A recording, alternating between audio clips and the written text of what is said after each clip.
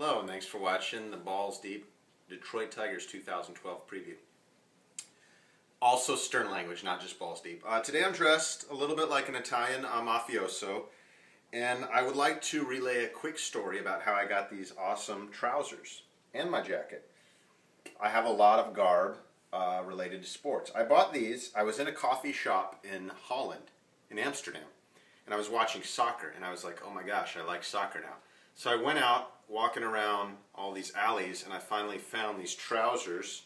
They were like 30 bucks, and I actually accidentally gave the guy too much money, and then I went back for the next hour trying to go back and get the extra 20 I gave him, but I couldn't find him because all the streets looked the same. Bought this in Seattle. It's pretty dope. It's a Mariners. It's from like the 80s.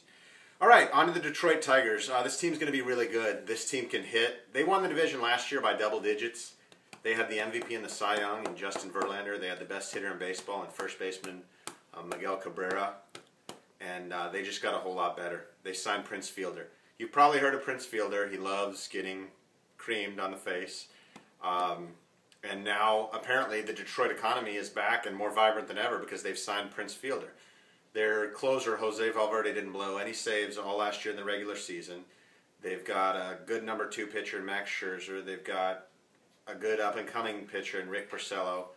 I don't know how anyone's going to stop them. This team should be able to win 95 games. Let's get right into Kings, Crumbums, and Codgers, the most popular segment on the whole internet. Kings, Miguel Cabrera, the first baseman, he's like almost 300 pounds, is moving to third base to make way for their new first baseman.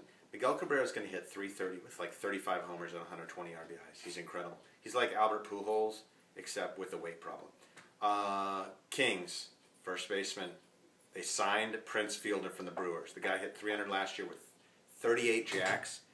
They have the best 1-2 combination at the 3 and 4 spots offensively in baseball. I'm not sure anyone's that close. That's like 80 home runs and 250 RBIs. Their defense isn't going to be very good, but it won't matter. They're going to score so much. Another King, Justin Verlander. The guy's arms are skinny as hell. I don't know how he's so effective, but the guy had a 2.40 ERA through 250 innings, had 250 strikeouts and a sub-1 whip last year. Crumbums, well, Brandon Inge, their third baseman who now finds himself without a position, has moved to second base. Good defender, can't hit a lick. Didn't even hit 200 last year. He's got a lot of tattoos too. Thinks he's really, really cool. And Codgers, a guy who should retire, Magglio Ordonez. Their right fielder is basically clogging up the outfield for someone else. They've got a lot of young guys that should have a chance to play. And Magglio Ordonez, with his fancy, fancy hair, can't even hit 300, has no power, no speed, can barely catch the ball anymore. This guy's playing the outfield. This is what Detroit does. When you have a guy who's almost done, you keep him. It's almost like the Giants. So Balls Deep has the Detroit Tigers easily winning the AL Central by at least 5 to 10 games. The Indians are getting somewhere, but they're not there yet. Detroit Tigers 95 wins.